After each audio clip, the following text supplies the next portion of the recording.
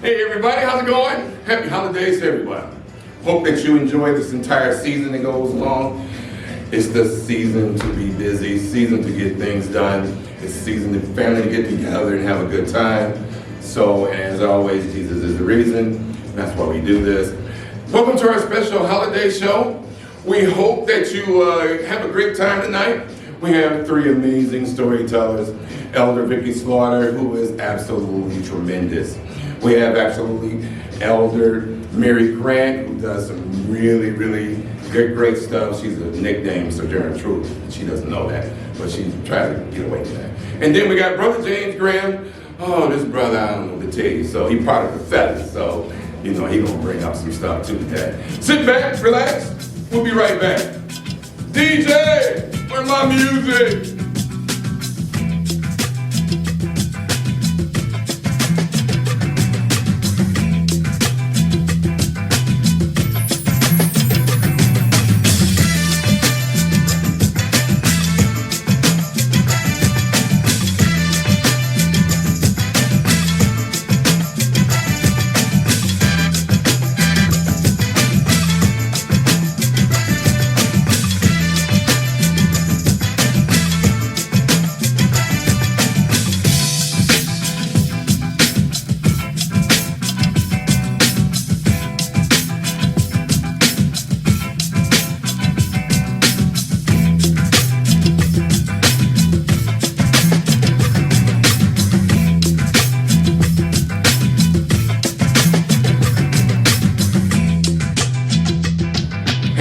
Welcome back, welcome to the show today.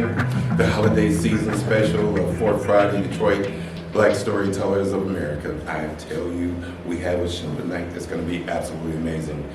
One of our storytellers tonight that you're going to like, I guarantee it, she's an amazing teller. She does a lot of things. She used to be a school teacher, and actually she has a special Christmas program she puts on for kids every year at a library. Believe it or not, it's been going on over 16 years, which is kind of surprising. I just found that out and realized that this morning looking back. In the meantime, sit back, relax, take a couple of sips, and welcome Elder Vicky Slaughter.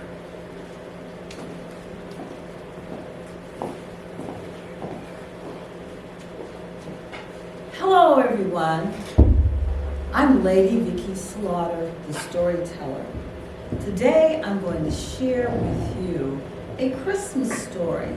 The name of it is Irene's Worst or Best Christmas Ever. And I want all of you to decide.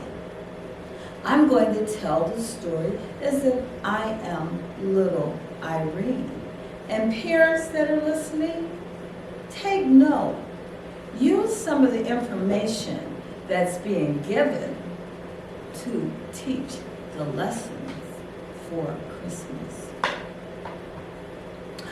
I started early this year. I made my letter and my list to Santa in September when school started because I wanted this wonderful little wiggly puppy. And I had just been wanting a puppy for so long. So I said, if I started early, then my parents will know just what I want. So September, October, November passed, and that list paid off because I got 2 Christmas presents in the mail. One from my grandmother and one from my aunt. My mother agreed to let me open the packages. So I opened the first package.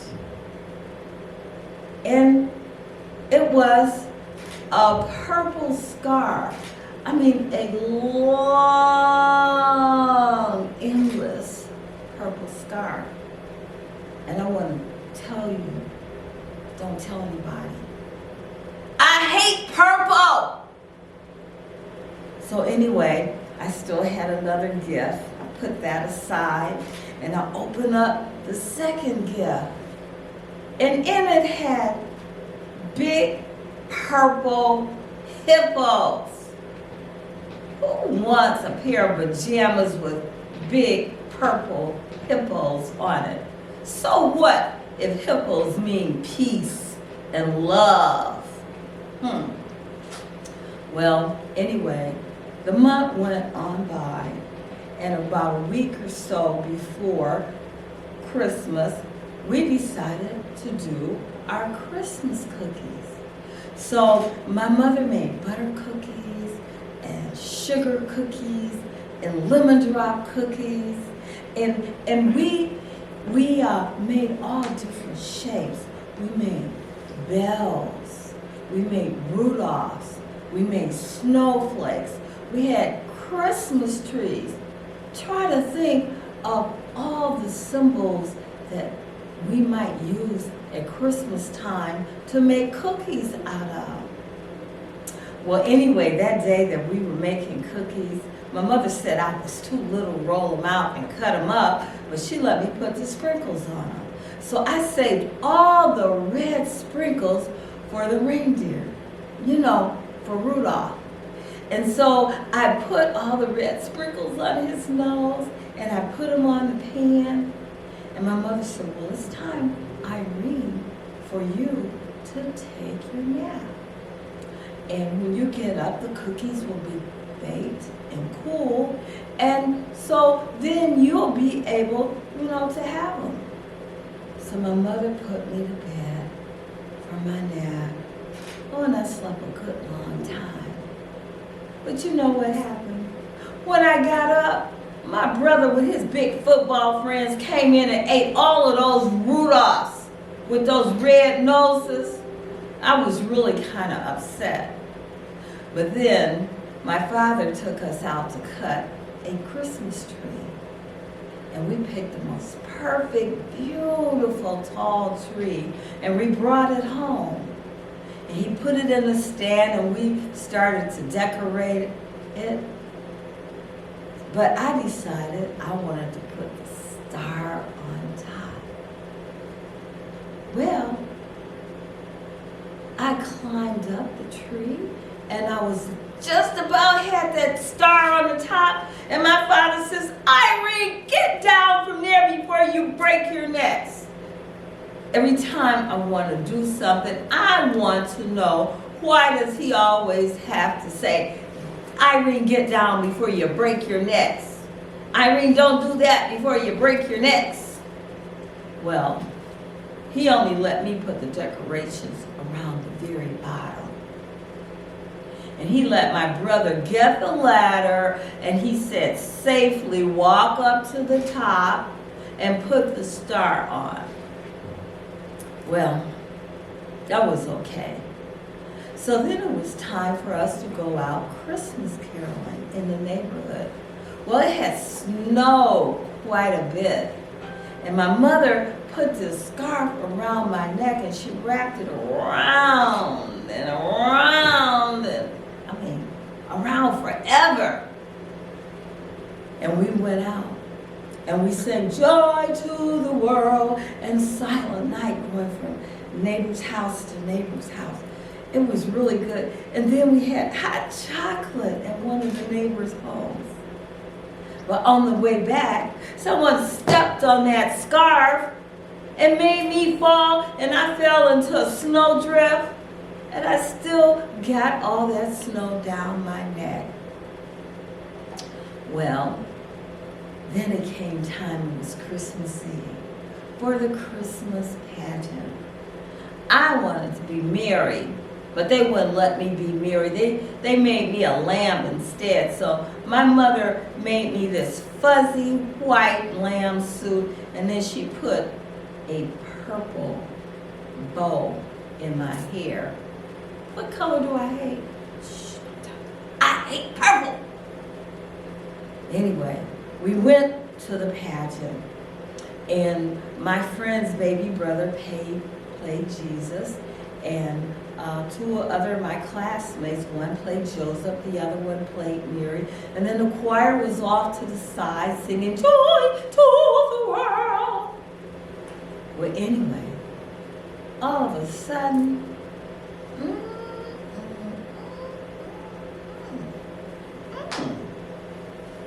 baby Jesus went, mm-mm, and he started to cry.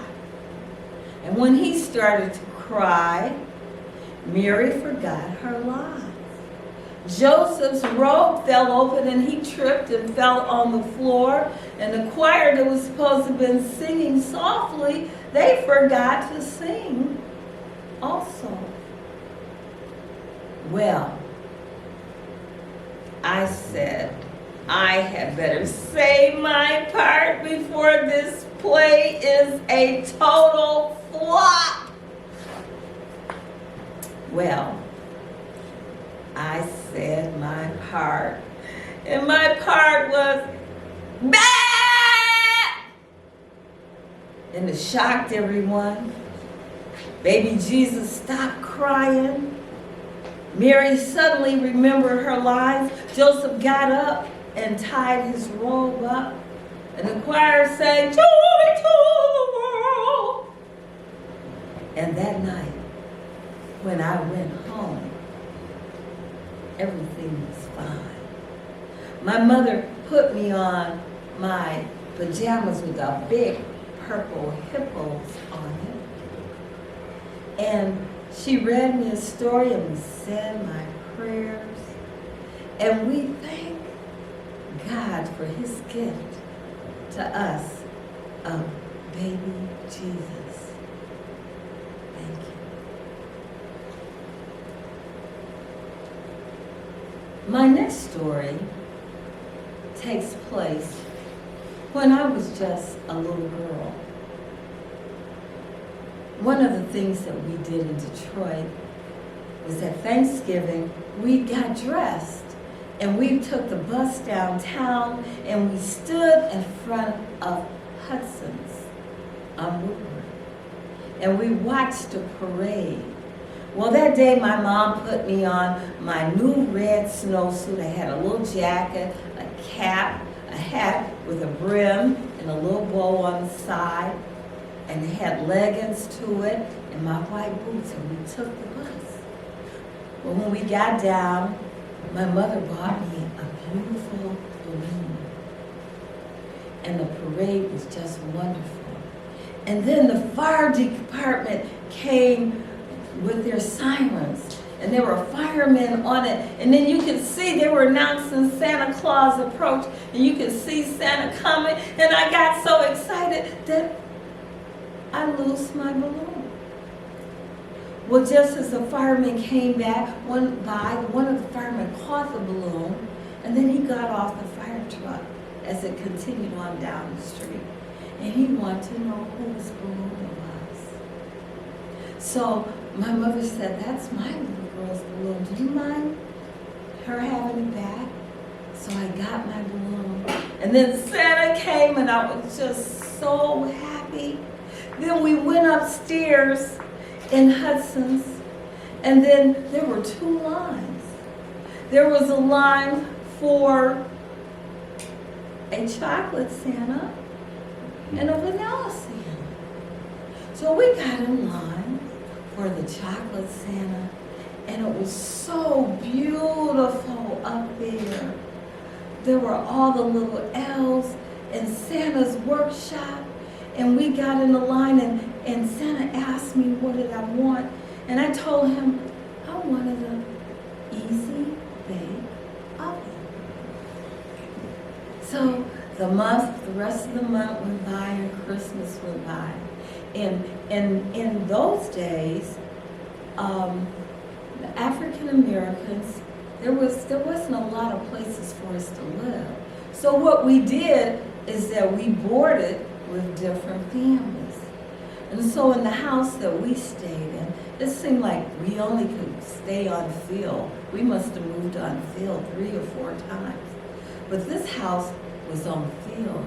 It was a huge house with beautiful dark oak molding and floors. And they had a huge fireplace. And so the owners of the house, they put up like about a 9-foot Christmas tree, and it was so beautiful. And I begged my mother, please, please, please, can I sleep on the sofa and wait for Santa to come? she said, yes, you can. But first, we have to make those sugar cookies and those butter cookies and those lemon drop cookies.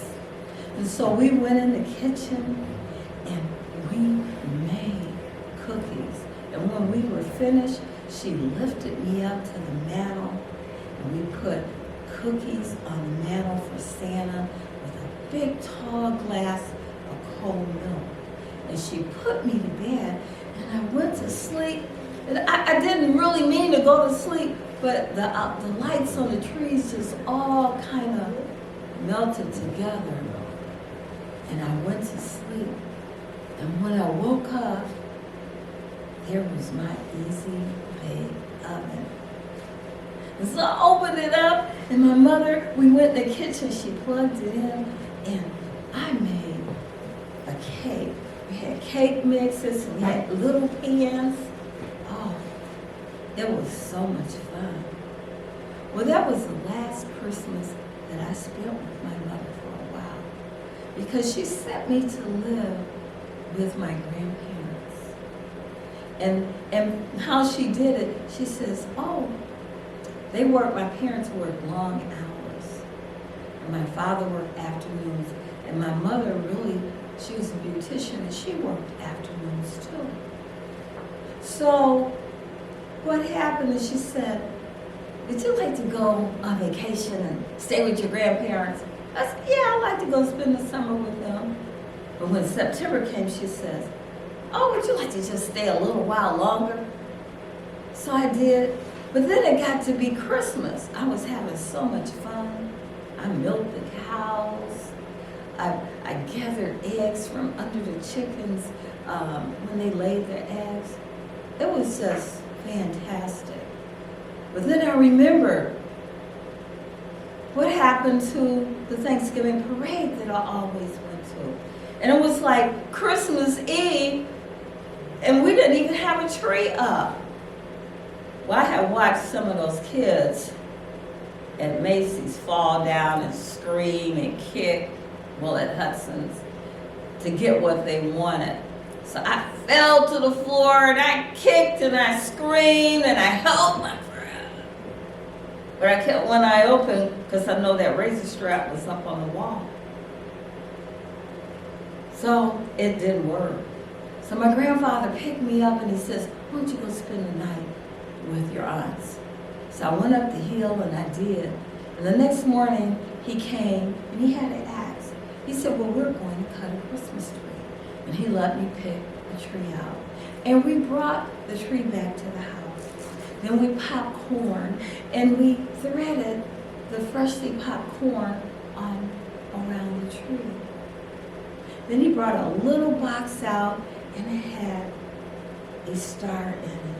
And he picked me up and he let me put the star down on it. And I said, oh, wow, it was so beautiful. And we had little red ribbons on it. He said, but now the real work starts. We have to go in and we have to cook for Santa. So we boiled sweet potatoes. We made chocolate cake. We made a 7-layer coconut cake with lemon filling. We made a jelly cake. We made about 5 or 6 different cakes and about 7 sweet potato pies. And by that time, I was exhausted. I was ready to go to bed. He said, no, we got to make some coffee. And we have to cut a piece of everything for Santa. So we cut a piece of the cake, the chocolate cake, and we put it up on the mantelpiece. And I was so sleepy. He said, no, I want you to come and I want you to sleep in front of the Christmas tree. And so I got on the sofa and I went to sleep. It was no problem because I was exhausted. And the next morning, I got up and I had the most beautiful doll baby. And my little cousin that lived with us, she had one of those walkie-talkie giant baby dolls. But that was my experience with Christmas. It was so wonderful. And so when my children grew up, I tried to always provide them that magical feel of Christmas, while I still let them know the real reason was the season. Because Jesus, God gave his son, his only begotten son, as a gift to us, so that we may have everlasting life. Thank you. Hey, look at you. Hi. So, Elder Vicky Slaughter, Yeah. long-time DABS member. Boy, oh boy, membership, president, list goes on and on and on.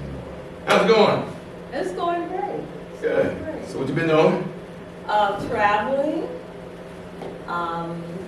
Today I'm getting ready to have a Christmas party at Dudfield Library in Detroit. We're going to have selfies with Santa, and DABS members are going to tell stories, and then we're going to serve refreshments and take pictures with Santa.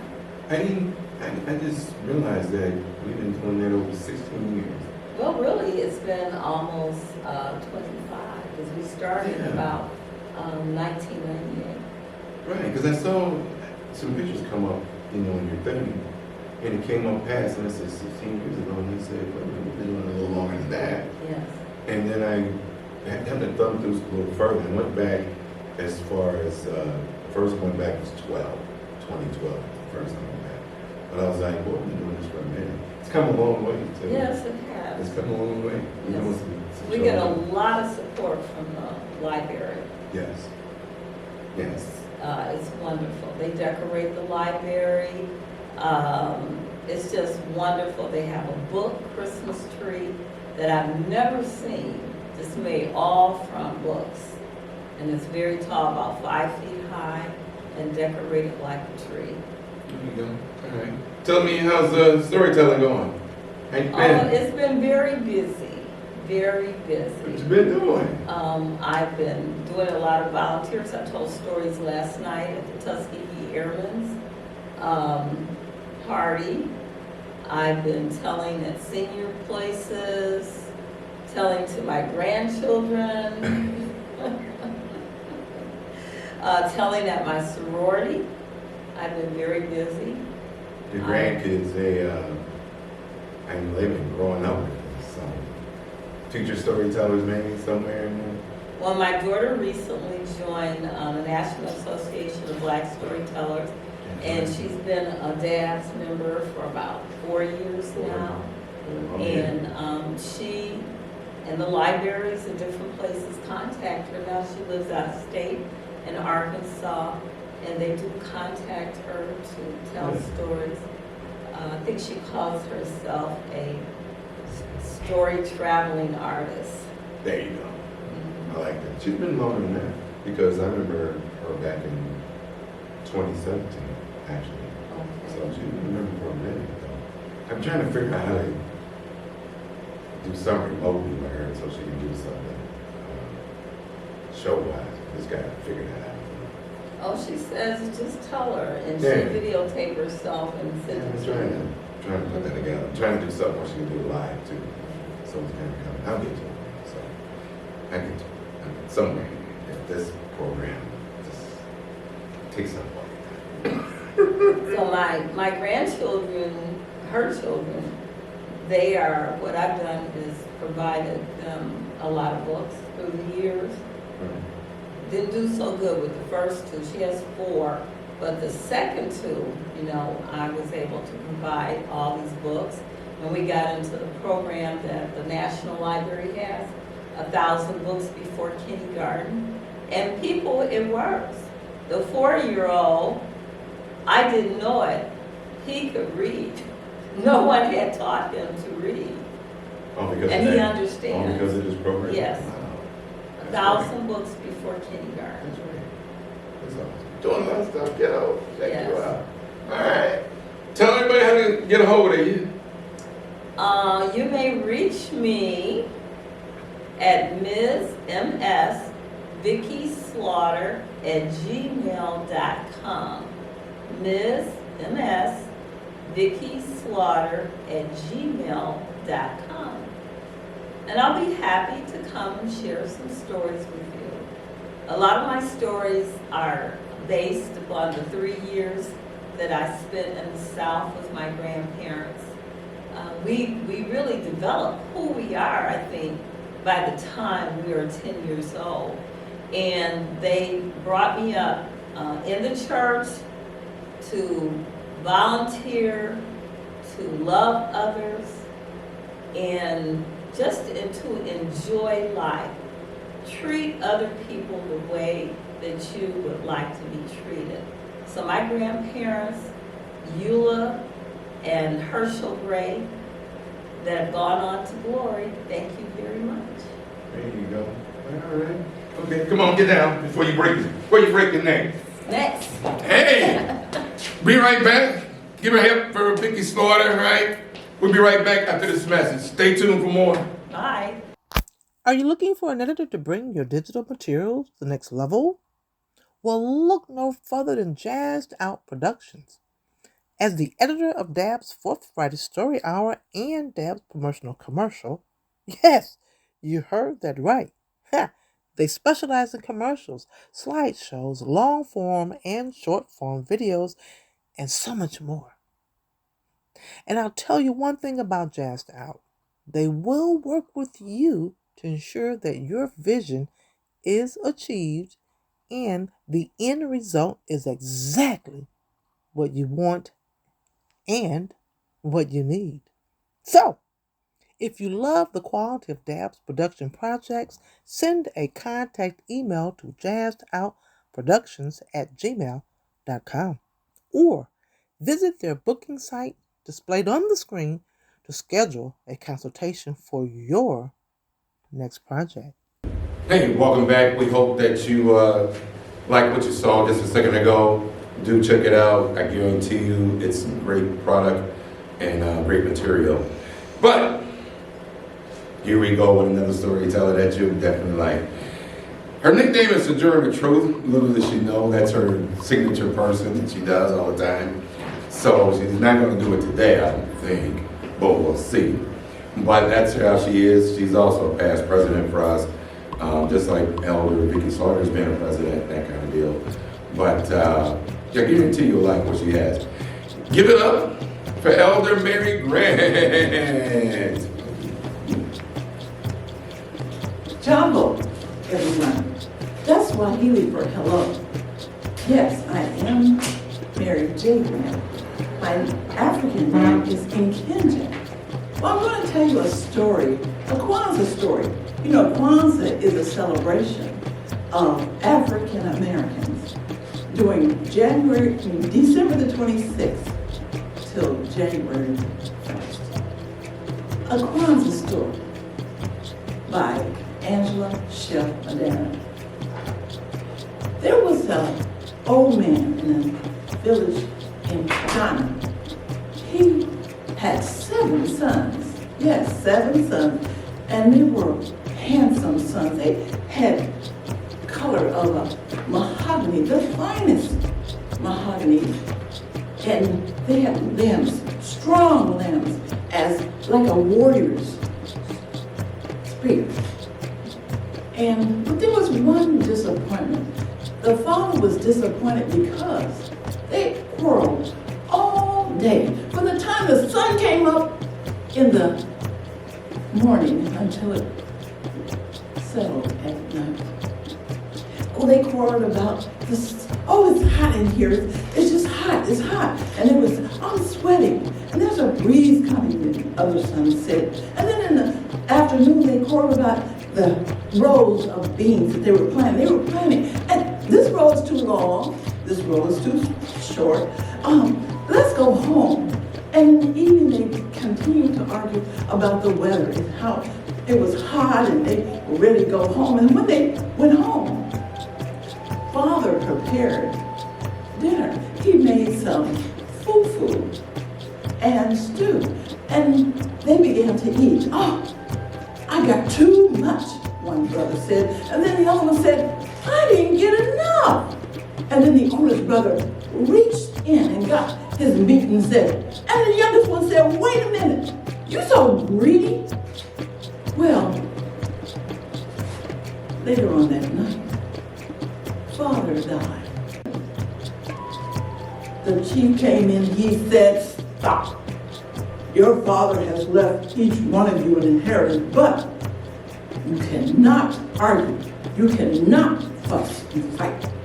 If you do, you will lose your inheritance." Then he took this silk thread of different colors.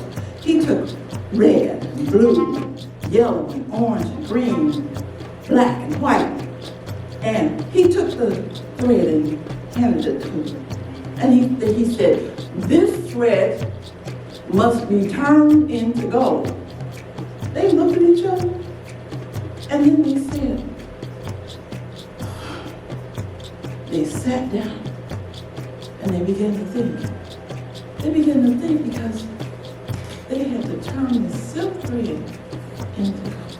But they could not argue, or they could not fight, or they would lose their inheritance. Well, they continued to sit there.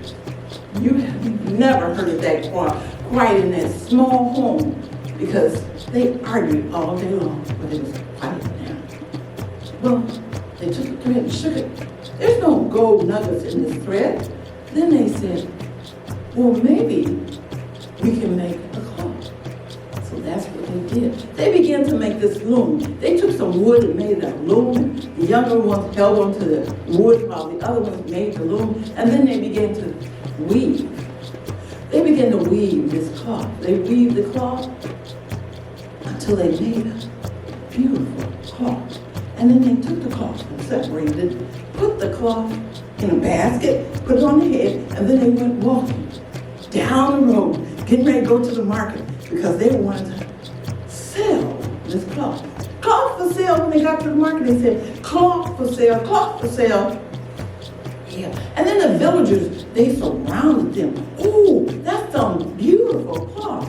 And they were so proud because they thought the people only wore one color. And so this was different. And so, out there came the king's treasure. "Can I buy that cloth?" he said. And they said, yes. He began to feel the cloth. He said, "This is fit for the king." "Yes," said the son, "this cloth is fit for the king." How much? How much? How much?" He said, "A bag of gold." Okay, so the king's treasure poured gold into a bag. And the young boys, the sons, they got excited. And they grabbed the gold as they went down the road back to the chief's house hut. And they said, "We have the gold." Oh, they were so happy. Now, the chief said, "Have you argued today? Have you argued and fussed and fought each other?" No, we're getting along now." So then he said, "You have your inheritance." Whew. The oldest son said, "I am so happy." They all were smiling, but the youngest son said, "But what about the villagers? What about the villagers?" "We were so happy," the brother said, "because we knew that if we had done anything wrong, that we would have been beggars. Because Father said, no quarreling and no fussing. So that's why we're happy." But the youngest son said, "Well, let's go back and help the villagers." So that's what they did. They went back and showed the village how to make this very special cloth. And to this day, they are making this special cloth. And that is my story. But this is a Kwanzaa story. So you must think of the 7 principles and figure out which one of them applies to the story. Remember, Asante San means thank you. Thank you very much. Hey, welcome, Mary, welcome back here to the DABS 4th Friday Story Hour. I'm telling you, it's been 4 years and you've been one of the main people that been doing this. And believe it or not, when we first came up with this, you were one of the first people when we were just fooling around. Remember, during COVID, we just got together and got to goofing around, and Mary turned and said, hey, we should do something to take your mind off everything. And I said, yeah, that's not a bad idea. And here we are 5 years later, turning into this. How's it going? Great. How you been? What you been up to? Well, I just came from the NABS conference, National Association of Black Storytellers. DABS is an affiliate of that. And in Buffalo, New York, I told stories. And it was an most exciting experience. And because of the NABS, I have told stories all over the United States. Great. In Birmingham, Alabama, I did a workshop, Great Migration. And then I told stories in Kansas, Philadelphia, Baltimore, and Atlanta. I told stories in all those cities where they had conferences, Great. which was a great experience for me. So you've been telling a lot here lately. Well, I enjoy telling stories. It's just an exciting experience for me. Yes, it is. Because the joy of me telling and the joy of the listeners. Because when you tell somebody a story, it's amazing how people just kind of get locked in. A lot of people can relate to some of the things you talk about, that kind of deal. I always tell people all the time, I said, if you get on the phone and you're telling somebody something that you saw, or whatever, that's telling a story. And believe it or not, a lot of people don't really realize that until they think about it. They go like, and a couple people say, no, it's gossip. And I go, well, yeah, it is, but you're telling your story, at the end of the day. So you've been doing that. What else you been doing? Because you do a lot of stuff. So we can be up here for 2 hours talking about all the stuff you do. So what you been doing? What else you been doing? Well, it was a big surprise telling stories because I started telling Sojourner Truth. And I thought that was exciting, but then I began to think about writing children's books. So I wrote My Daddy Taught Me to Read. Yeah. And then I wrote Floyd B's Pond. And then I said Shadows on Sunday. And I wrote that, and then I wrote My Special Job. And my last book was The Great Migration. It was about the Great Migration with moving north of my family, moving from Jackson, Mississippi to Dayton, Ohio. And that was a great experience because I got to interview my family. And that's what storytelling is all about, is exchange, what the African American storytelling is that we have to tell the next generation of what's going on.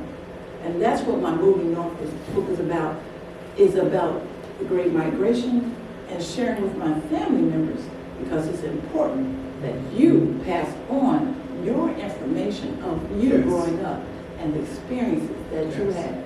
And then that way they will understand all the things that's happening in our society today as it relates to what it used to be and what it is now. And people don't get that. They don't understand that getting your history, especially Black history, and telling your Black history, people don't get that. That's really important. Because that's how you know where you came from. That's how you know what's been going on before you came along, that kind of deal. And it tells a lot of times also as how you are because of that what happened beforehand. And people don't want to understand that. Then you got people now want to get rid of Black history altogether, which is absolutely insane, but that's what they want to do. So it's like, no, you can try and get rid of it, but you can't get rid of it because we're telling everybody what the deal is, and they're going to turn around and tell somebody, how we do. Now, Black people do. We tell stories all through the neighborhood, all around and stuff, and so it gets out. So it's like, you think you're going to get rid of it? No, you're not. You're just going to get rid of it in a structured setting. Way back when, how we told stories was in a circle around a campfire.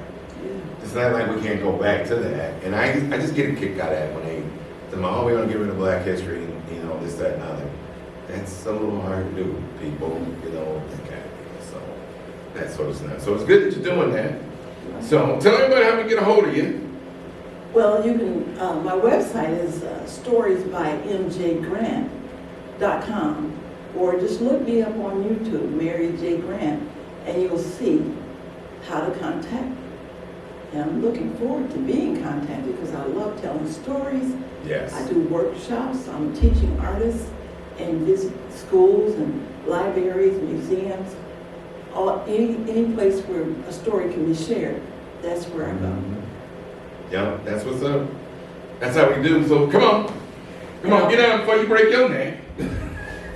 That's And this weekend, talking about me being at the library, February 13th. Tell them right quick. Tell Yeah, them. I'll be at the library, at Parkman Library, February 13th. Come and see me and let me know if you watch this story, a Kwanzaa story.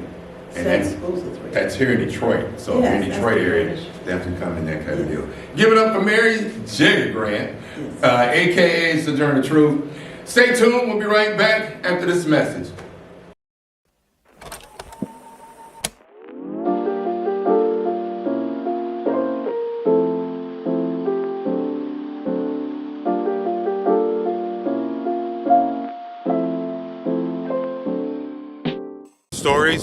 Stories. What are stories? Stories are simply something that happens every day. Stories could have come from the past. Stories could be happening right now. Stories can be past, present, and future. Stories can be happy. Stories could be sad. Stories. Just what are stories? Stories are simply something that happens. Stories can be good. Stories can be bad too. Stories could be happy. Stories. Just what are stories? Stories could be happening right now. Stories can be past, present, and future. Stories can be true, like all of my stories. Or stories could be made up. Stories are something that simply happens. Stories could be happening right now. But the most important thing about Stories must be told. Hello, we are the Detroit Association of Black Storytellers, also known as DABS. We are a 501c3 nonprofit organization.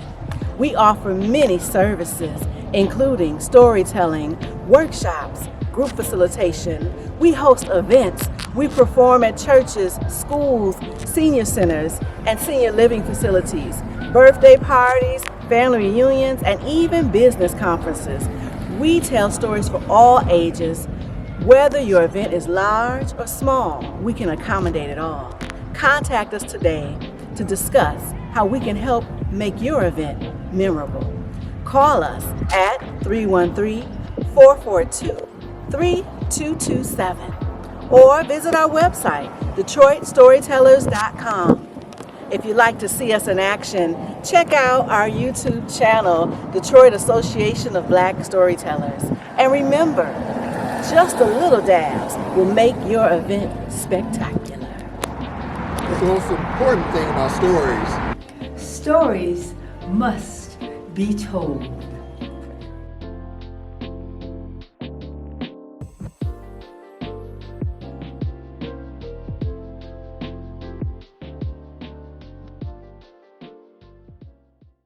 Hey, welcome back. Hope you enjoyed that message. I'm telling you, I got a guy now I'm going to introduce. He's one of the main guys. He's part of the men's group and that kind of deal. He's something, you know how it go, that kind of scenario. So I don't know what to tell him, What do you think? I don't know. I'm trying to figure out how to introduce him because he does so much. No, stand up. My grandpa let me do this. Okay, all right. No, so let me tell you about something with James Graham, He's a storyteller now. He was a physical therapist, a teacher, and he has many names, Known for lots of things, He's a guy full of wisdom. So, here he is, James Graham. Hey, that's a good way. That's a good way to do it. Wow. It's my grandson, y'all. It's my grandson. It's my grandson. Like you said, my name is James Graham. And you know, actually, I was supposed to come here to tell stories, to tell Christmas stories, and I'm with it. I'm with the Christmas stories, but also on my, well, I usually carry in this little sack across my neck when I tell stories, it's a prayer rock. And what it is, I used to be an earth science teacher. And the story behind this rock, this particular rock, they call it bloodstone. Now this particular rock has little specks of jasper in it, little red specks of jasper. It's what they call an agate, and this one has been polished, so it won't corrupt, it can't erode it.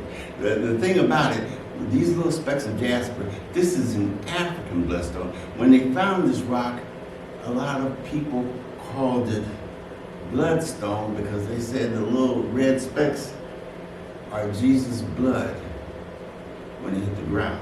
They said it turned into stone. And that's why they call this bloodstone. Now, because this rock is polished, it goes through a little process, so it won't erode.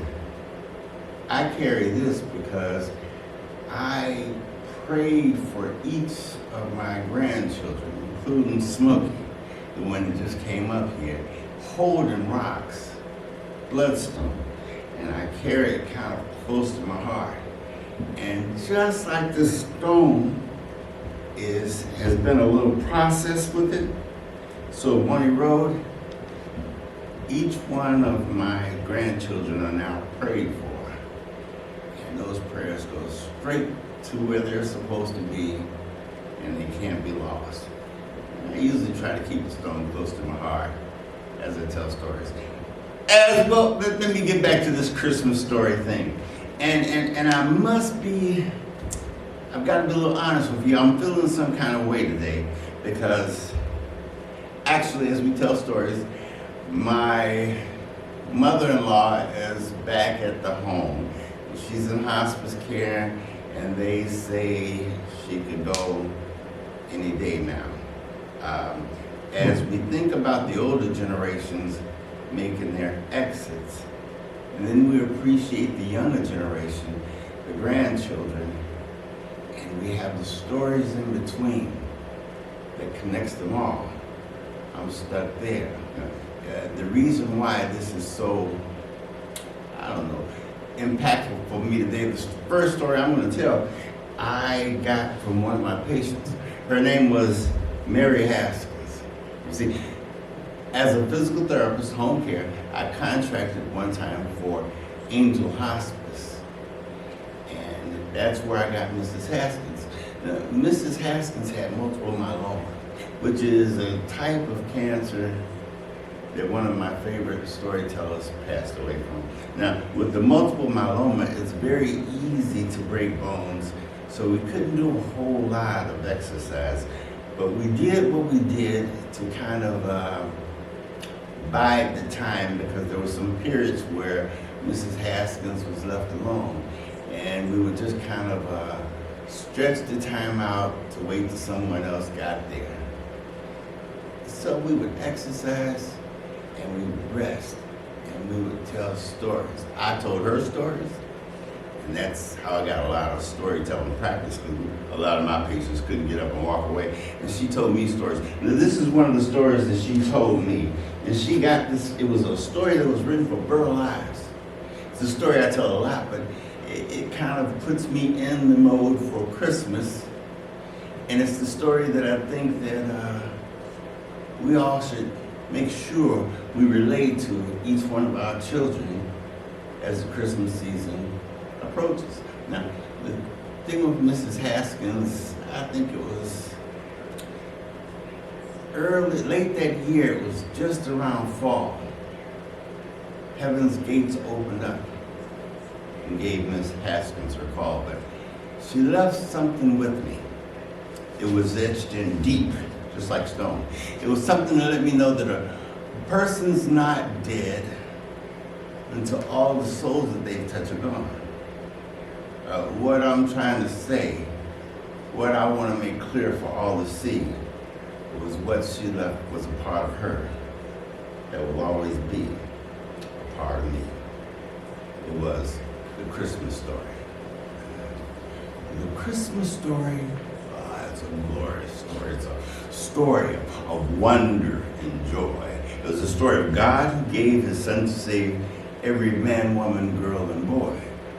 The story began with a woman and a man. The names were Joseph and Mary. Now both of them loved the Lord above, and soon they would be married. Then an angel's voice said, Mary, rejoice, for I've come to you to proclaim. You will bear God's son, the promised one, and Jesus will be his name. At first, Mary was frightened, and then she brightened at the angel's glorious word, and happily and lovingly she went to tell Joseph what she heard. Joseph refused to believe the news. It was clear he wasn't well pleased. Then an angel came in a dream and explained and put Joseph's mind at ease.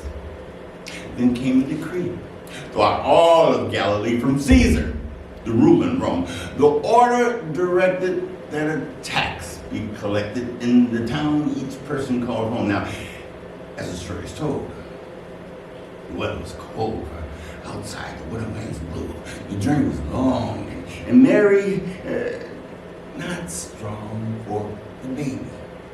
Soon we do.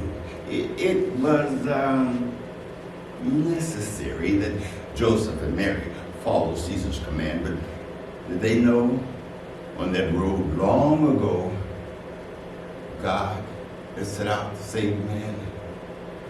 The journey took them to Bethlehem, the place where Joseph was born.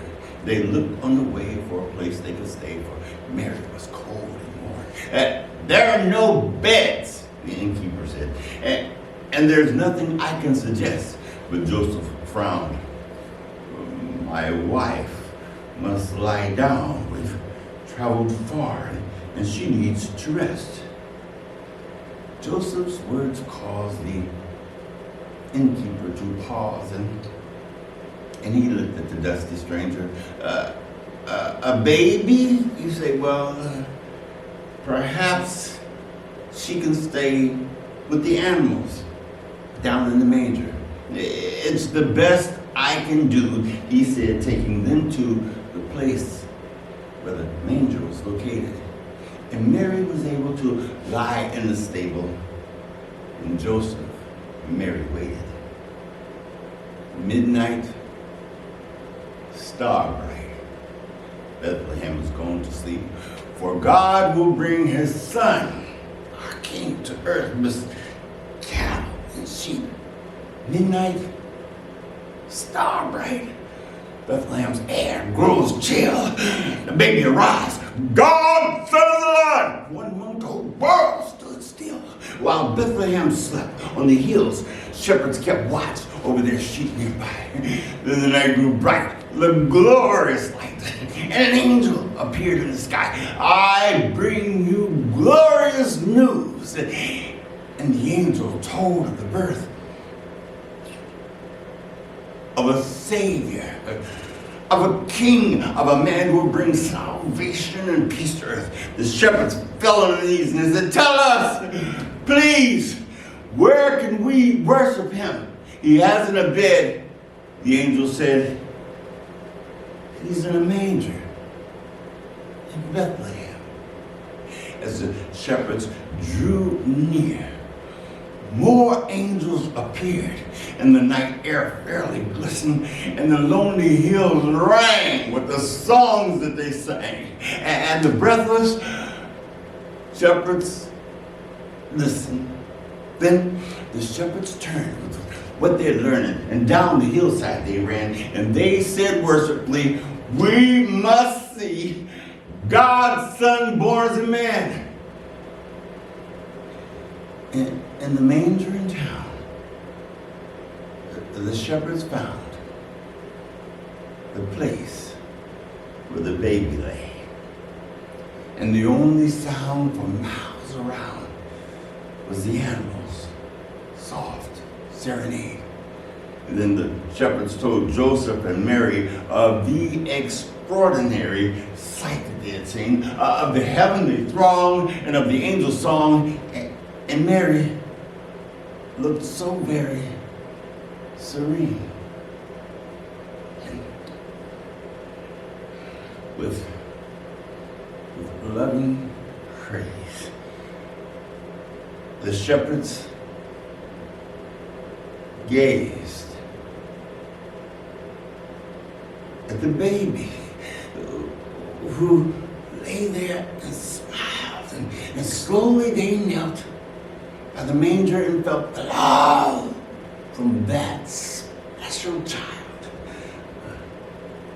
But the shepherds enthralled, Mary recalled the words when the angels first came, and with appropriate prayer, the parents prepared to give the baby his name. Christmas began when God gave man his son, our Savior, our King, on this Christmas Eve with the gifts you receive. Think of the gift that only Jesus can bring. Jesus, the Christ, Emmanuel, God is with us. You know, as an African storyteller, I've got to do a little something to kind of put the little African into that. And so I am going to put another little spin on a story, actually from a song, The Drummer Boy. It just leads so easily into African folklore and to the type of stories you like to tell your grandkids when it's close to Christmas. You see, the drummer boy's name was Ahmad. Ahmad was not a happy lad, but because of what had been termed poverty, Ahmad and his family were sold into slavery. Now, Ahmad was sold to a different family than the rest of his families, and so now he no longer liked people. One day, a grand caravan came to town. It was a grand caravan. It was a caravan that had 3 kings following a star. One of the king from Ethiopia, looked upon Ahmad, and he saw in him something I guess no one else had ever seen. The king learned of his plight, and the king decided to purchase Ahmad. You see, it was his thought that maybe later he would find Ahmad's family, buy them all, and set them all free. In the meantime, Ahmad was to travel with the caravan. The king sent down Bente, one of his drummers, and Bente gave Ahmad a djembe drum. And Bente would say, Ahmad, feel for the spirit as it blows through the air, and let it blow through your hands. And Bente would play, boom, boom, boom, boom, boom, boom, boom, boom. Ahmad tried it, but he couldn't get it. Bam, bam, bam, bam, bam, bam, bam, bam. He could not get it. One night, that king came to Ahmad, and he told Ahmad, Ahmad, we found him.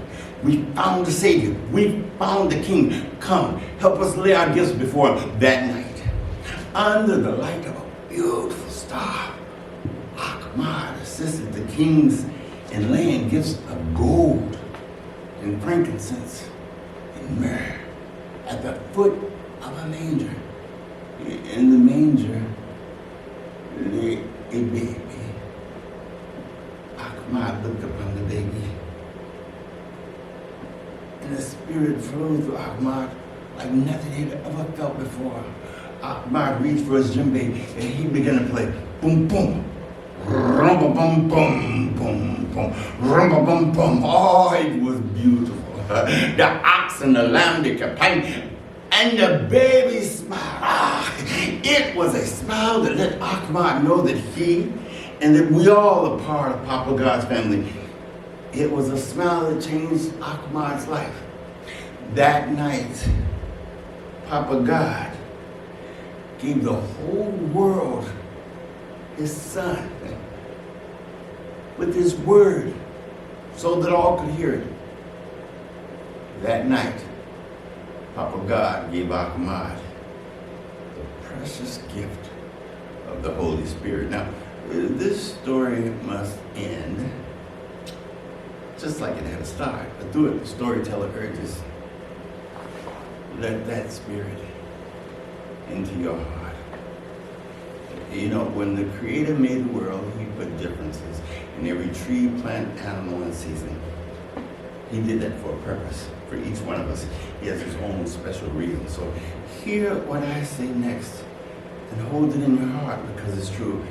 Every life is precious, including the ones given to you. Now, a lot has been said, and I hope it was all understood. All that's left for me to say is, y'all be good. The storyteller. Hey, brother, what's up, man? You got it, my man. What's going on? Well, life, man, life. So, what's been happening? Storytelling wise, what you been up to? Storytelling wise, you know, it's been kind of, you know, I haven't been up to a lot. I've told stories at a few churches, and especially this time of year, man, it's really something. And it's really precious because I get more from telling the stories than I think the people get from listening to the stories. And you're right.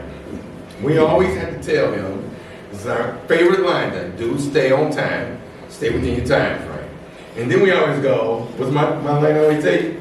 James, stop getting so caught up. Get up there and get in the story. He be so into it, it's like, is he telling a story? Or is he telling it to himself? Or what's he doing up there? Yeah, it was. A little bit So, but the guys, we always have a lot of fun. Yeah. I'm glad you came and did today, the Christmas season, that kind of stuff. Yeah. Some of the stuff you're doing in some of the churches. Yeah, you know, I got a little, well, tonight I got a little, actually tomorrow, my wife didn't know, but I was supposed to tell stories at our church. It's at St. John. You know what, now my grandson came up before, he and I would do the media at the church, and so, you know, actually, you know, we put him on Zoom, and we run the board and all that kind of stuff. And so usually it's kind of a special thing to me because I get to do it with my smoke.